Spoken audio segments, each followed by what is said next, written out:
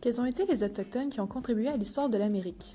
Pour en apprendre un peu plus sur une réalité sociale entourant les Premières Nations, cette capsule historique vous propose d'en apprendre davantage sur la biographie de Joseph Brant, amérindien de la nation Mohawk, qui est né aux États-Unis, mais qui habitera pour le restant de sa vie au Canada. Nous vous proposons donc une trame chronologique de sa vie afin de mieux cerner le personnage. La balado-diffusion sera divisée en 3 grands thèmes, soit les origines de Joseph Brant, ses principales réalisations, ainsi que son héritage historiographique. Né en 1742 ou en 1743 en Ohio, Joseph Brant, ou de son nom agné Tayen Danegay, est un chef guerrier de la nation Mohawk. Son père mourut alors qu'il était un enfant. Sa mère se remariera plus tard à un homme connu par les Blancs sous le nom de Barnet ou Bernard, ce qui donne par contraction Brant. Le jeune Joseph fut donc appelé Joseph à Brant, et ultimement Joseph Brant.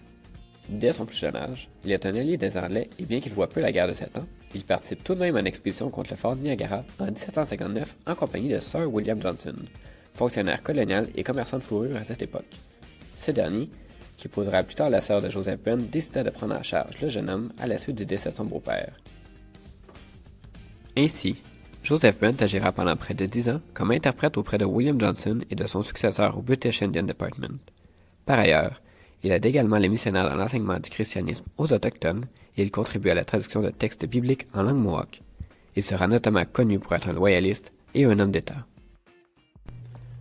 Lors du déclenchement de la guerre de l'indépendance américaine, Joseph Brant se rallie immédiatement au roi et se rendra en Angleterre en 1775.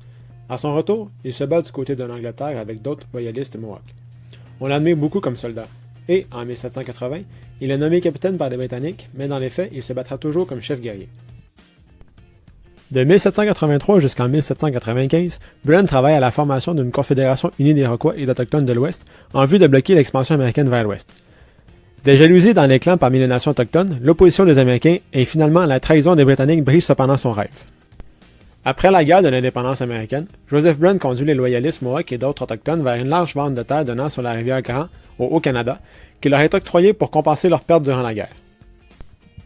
Convaincus que les Autochtones devaient apprendre l'agriculture des Blancs pour survivre, et jugeant que la bande de terre qui leur avait été donnée était trop petite pour faire la chasse, Brant décida de louer ou de vendre des terrains aux Blancs, ce qui fournirait des revenus aux Autochtones. À la fin de sa vie, Brant vit paisiblement à l'anglaise dans sa magnifique maison située à Burlington Bay, au Haut-Canada, et il traduit des extraits de la Bible en Mohawk.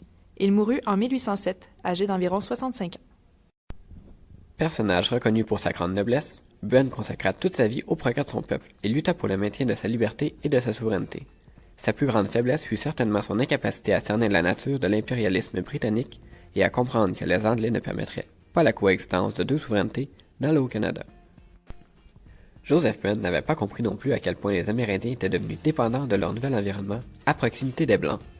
Même les ventes de terre par les 6 nations iroquoises, pratique préconisée par Brant en vue d'obtenir des résultats monétaires, allaient, par la suite, lier sans retour les Autochtones à l'économie des Blancs dans la région. Alors que seul le grand projet de Brant d'unir les différentes nations iroquoises, s'il avait pu le réaliser dans les faits, aurait assuré plus longtemps le maintien de la souveraineté amérindienne et ralenti l'expansion des Blancs.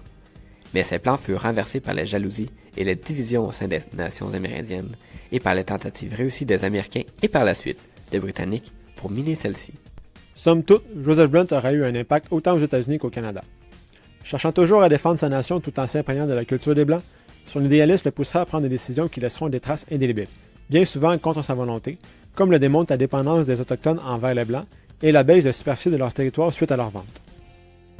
Il demeure tout de même un personnage important, notamment pour son initiative de réunir les 6 nations iroquoises. Aujourd'hui, sa statue se trouve au Monument des Valeureux à Ottawa pour son soutien à l'Empire britannique lors de la guerre de l'indépendance américaine.